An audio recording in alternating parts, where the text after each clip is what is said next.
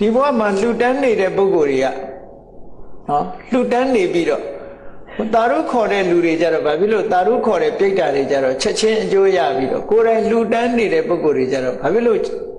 အကျိုးမရတယ်လဲလို့မေးကောင်းမေးချလိုက်မယ်နော်မေးကောင်းမေးချလိုက်မယ်ရေထဲမှာမိုးရွာနေရင်တော့သိပ်မထင်ရှားဘူးပေါ့ရှိနေတဲ့ပုဂ္ဂိုလ်တွေအတွက်မှာဒါနကောင်းမှုကမထင်ရှားတယ်လို့ဖြစ်တယ်သို့တော်လည်းတကယ်စဉ်းစားကြည့်လို့ရှိရင်ဒါနကောင်းမှုတွေလုပ်နေတဲ့ပုဂ္ဂိုလ်ဟာ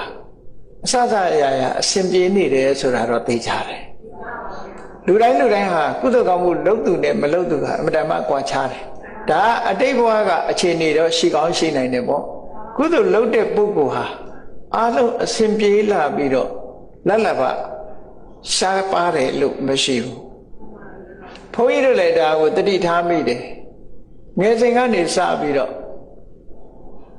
ကိုယ့်ကိုတတိထားမိတာဒါကြောင့်လို့လဲစိတ်ထဲမှာယုံကြည်တယ်ပေါ့နော်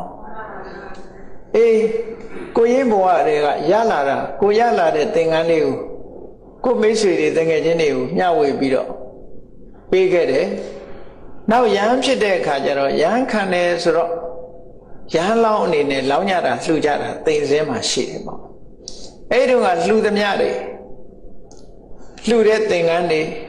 မျက်နှာတုပ်ပွားတွေဆပ်ပြခဲတွေဆိုတာလို့အဲ့ဒီရဟန်းခံပွဲမှာတငယ်ချင်းတွေကလည်းလာကြတော့သူတို့ကိုခွဲပြီးတော့လှူလိုက်တာအမှတ်တရပဲ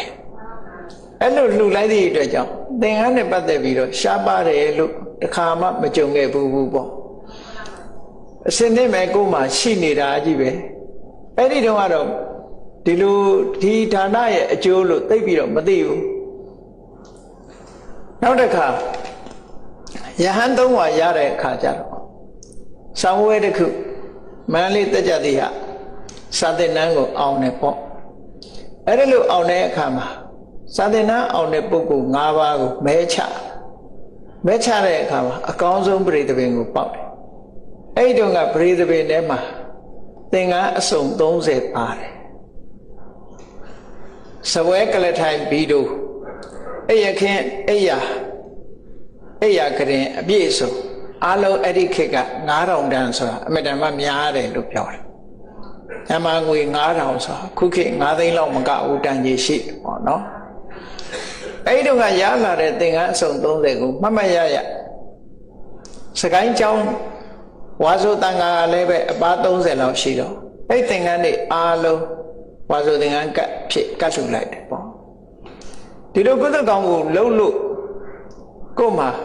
ရလာတယ်လို့ဆိုတာကို